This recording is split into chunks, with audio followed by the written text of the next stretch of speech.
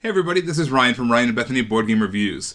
Alright, well today we're going to be talking about Safari Turbo. Alright, so in this game, there is this island, right? There's a mysterious island that's, protected by these guardians, and they're trying to recruit a new guardian, and you are up for the job. So what you have to do is you have to make it through all these challenges, driving through this island with all these different crazy calamities going on in it, and it's a race game. So whoever at the end of the game is able to win the race becomes that new guardian.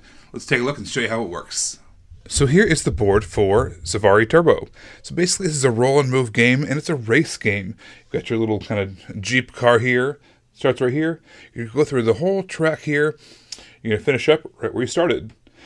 This, like I said, this is a roll and move game. So you've got your high-speed dice here. This is basically a normal D6, but when you roll a 6, you actually get to roll again. Add that total to your initial roll.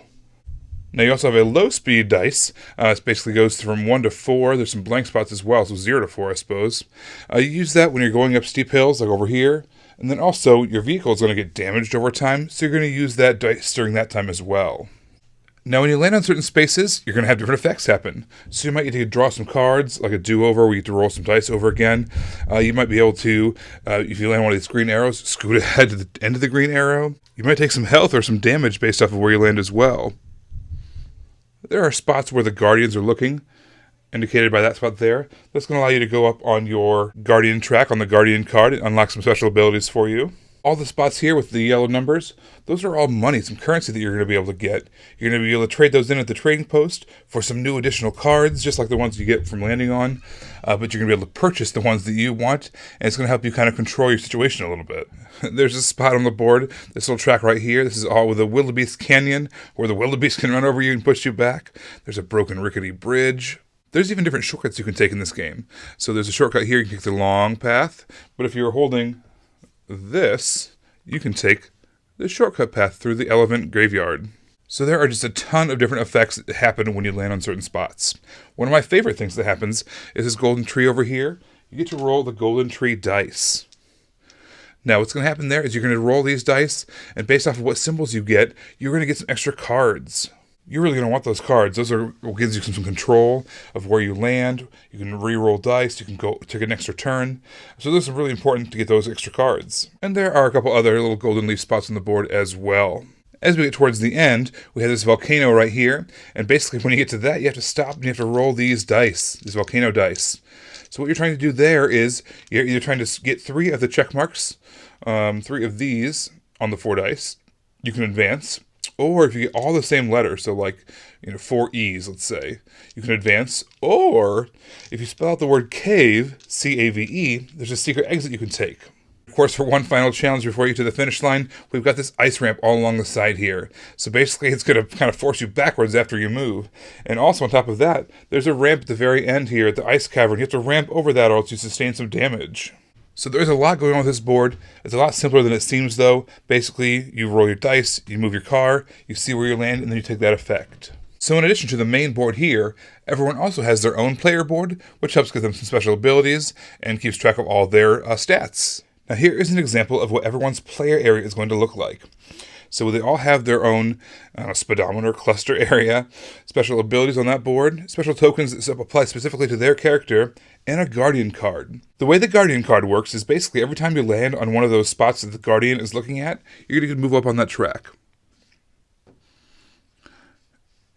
And the further up you go, the better it is. To get to the village, which is, maybe halfway, 2/3 of the way through the board, you basically get to unlock all the abilities of how far your little token is. So if you're, let's say here, you're going to unlock these first 3 abilities. And you'll have those abilities with you for the rest of the game. Alright, so the way the cluster works is, there's 3 gauges there, obviously. The first one is health, which is damage to yourself. You start with the full health of 10, and as it goes down and down and down and down, there are ways to recharge it, but primarily it's going to go down. If you ever get down to the 0 mark, you're going to lose 4 turns. You're going to put 4 of the lose turn tokens on top of your vehicle, and when it gets back to your turn, every time you're going to take 1 off. Once you have no more tokens on your vehicle, then you go back to the full health, and you go again. We also have damage to our vehicle. So basically, as you go along, same thing, you're going to damage your vehicle. It's going to keep on ticking down. Once it gets to that 0 mark, then you start using the lower speed dice. You have to do that for 8 turns. It keeps on ticking further and further down until it gets to that 1. Then it swoops over, and you have full health again for your vehicle. The last gauge is your binoculars. You only have 3 to start with, and those are hard to get back, but basically, those are really nice. You get to roll your dice twice and choose the better result that you want. That might help you to get past some tricky spots, or it'll give you more chances to land on a good spot that you do want to land on. So now everyone has their own character, they have different stats about their character, and they have a golden tree effect. So this one says, when anyone rolls a G, you receive a Go Again card. So that's kind of a nice incentive for you to pay attention to other people's turns when they're on the golden tree. And there's the kind of the background and some flavor text as well. But all the abilities are on the back side. So there are a ton of different special abilities. There's Intimidation. This one says opponents can't land on your space under certain conditions. There's the Super Roar, which is going to neutralize some of the animals on the board that are trying to hurt you, as well as might knock some of the other cards off the road. There's Ferocity, which helps you add to your low dice rolls, and you also can collect some extra cards as well. And that's just one animal. That's just the lion. There's 5 in the box, and there's actually going to be other cards that come out as well, other characters. So each one has their own special abilities and special things to watch out for. Some of those special abilities do have tokens involved with them, meaning that you can only use them a certain amount of time per game. Every once in a while, you can recharge them, but really, some of those super powerful moves are you can only use them 3-4 times a game. So that is my really quick overview of Safari Turbo. Basically, you're going to roll the dice, you're going to land on a spot, do whatever the action is. You're going to try to mitigate your luck in your rolls by using your character special abilities and some of the cards that you've acquired along the way and spending some money to get some more of those cards. And, as always, the first one to cross the finish line wins. Alright, so in Safari Turbo, there's a couple different ways you can play. You can just play with no special abilities whatsoever. You're just your little car, you're moving along, you're playing as yourself, as Orion. Then there's like special abilities, which I really encourage, which is everyone has their own special abilities, special tokens they can use, help them get move along faster, get past some of the bad things that are going to happen to you, protect you a little bit, and that's the second way to play. The third way to play is actually really interesting. It's a team of people you can use, and so you have less abilities from each individual person that you use. However, you have more to choose from, so that's a really fun way to play this game. This is the kind of game where you're going to want to keep the rulebook close by. There's a lot of different effects that can happen depending on where you land, and a lot to keep track of. So you really want to, at least for your first several games, you want to keep that rulebook handy so you don't miss out on any of the benefits or some of the bad things that are going to happen to you as well. You get just a ton of stuff in this box. First of all, it's this giant board. Everyone has their own player boards. It's a whole bag full of goodies that you get, including your little token and all the different little effects that you have. There's also just a bunch of cards, different other tokens, all the money that you use that you spend at the trading post. So you definitely get your money's worth as far as the components in this game. This is a very luck-heavy game. I mean, it's a roll and move. You're rolling a dice, you see what happens, you land there. There is some mitigation with that luck, though, as far as getting those cards to help you out, and all the special abilities that the characters give you. You really want to maximize those, or else you can really let the board and the dice kind of take advantage of you. So you really want to make sure you use those abilities as much as you can, so that way the luck doesn't become a downside for this game. I love all the different animals in this game. It's a Safari Island. You want to see animals, so you absolutely get to do that. There's things like the little meerkats that help you out. They help you regain your binoculars. There's lions that help you get some extra cards to help in battles. But there's also all the bad things as well. There's alligators that keep you trapped. There is the wildebeest that kind of push you backwards. You have to battle, there's hyenas, and there's rhinos, and there's apes that you have to battle. So all those animals, I just love all the different effects that those have.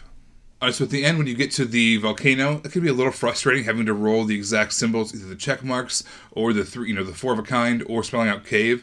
That can be really challenging to do. You might be stopped there for 3, 4, or 5 turns, and you might lose the game as a result of being trapped there. Someone else is able to get there even after you, let's say, roll cave on their first time, and then escape out fast. So, yeah, that can be a little frustrating, some of this, the dice rolling. But again, you kind of know that going into that. This is a dice-based game, a luck-based game. Mitigate that as much as you can on other places of the game, so that way, hopefully the law of averages takes over when you get to the other spots, and it makes more sense. To me, with all these different special abilities in this game and all the different things that can happen and all the different terrain changes, it felt a little bit like kind of a board game version of something like Mario Kart, where you're racing along as fast as you can, but you take a ramp over here, or you have to slow down because of this rough patch. You have to avoid this thing on this giant plant eating you on this part of the map. But also other characters are also messing with you as well, shooting shells at you and what have you. So that felt a lot like this in this game, and I personally love Mario Kart, so I found that parallel pretty fun in this game. Because it is very dice-based, very luck-based. You have to keep in mind on that. So that is my thoughts on Safari Turbo. Be sure to subscribe to our channel, Ryan and Bethany Board Game Reviews, so you don't miss out on any of our reviews as they come out. We're also on Facebook, Ryan and Bethany Board Game Reviews. We are on Twitter, @Ryan and Bethany1, and we are on Instagram, @Ryan and Bethany. All right, well, thanks so much for watching, guys. We will see you next time. Bye.